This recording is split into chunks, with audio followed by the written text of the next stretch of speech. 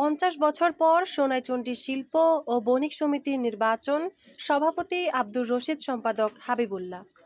চাঁপাইনবাবগঞ্জের ঐতিহ্যবাহী ও অন্যতম সবচেয়ে বড় গরুর হাট ঢাকা বাজারের 2 শতাধিক ক্ষুদ্র মাঝারি ব্যবসায়ীদের নিয়ে গঠিত সংগঠন সোনাইচন্ডী শিল্প ও বণিক সমিতির ত্রিবার্ষিক নির্বাচন অনুষ্ঠিত হয়েছে।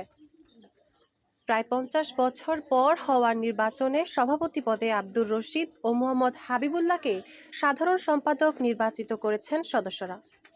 গত বৃহস্পতিবার সকাল থেকে বিকেল পর্যন্ত উৎসব মুখর ও শান্তিপূর্ণ পরিবেশে এই নির্বাচন অনুষ্ঠিত হয়। জানা যায়, 11 সদস্য বিশিষ্ট কমিটির নির্বাচনে অংশগ্রহণ করে বিজয়ী হয় 8 জন, বাকি 3 জন বিনা প্রতিদ্বন্দ্বিতায় বিজয়ী হয়েছেন। সহ সভাপতি পদে আবু সায়েম সহ সাধারণ সম্পাদক মোহাম্মদ হুমায়ুন কবির, সাংগঠনিক সম্পাদক হিসেবে শেতাউর রহমান, ক্রীড়া সম্পাদক মনিরুল ইসলাম এবং সদস্য হিসেবে শিবন মিয়া ও মুজিবুর রহমান নির্বাচিত হন। এছাড়াও বিনা প্রতিদ্বন্দ্বিতায় কোষাধ্যক্ষ পদে শফিকুল ইসলাম, দপ্তর সম্পাদক তহিদুল ইসলাম ও সাংস্কৃতিক সম্পাদক হিসেবে নির্বাচিত হয়েছেন শ্রী বুলবুল বর্মন। প্রিজাইডিং অফিসার সূত্রে জানা যায়, মোট ভোটার 216 জনের মধ্যে ভোট প্রদান করেন 213 জন।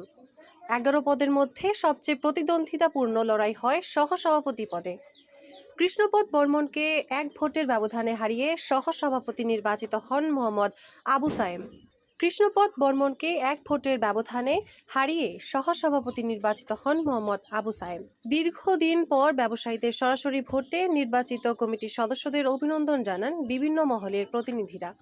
সোনাইচন্ডী বাজারের ব্যবসায়ীদের স্বার্থে নবগঠিত কমিটি কাজ করবে বলে আশাবাদ ব্যক্ত করেন ক্ষুদ্র ও মাঝারি ব্যবসায়ীরা।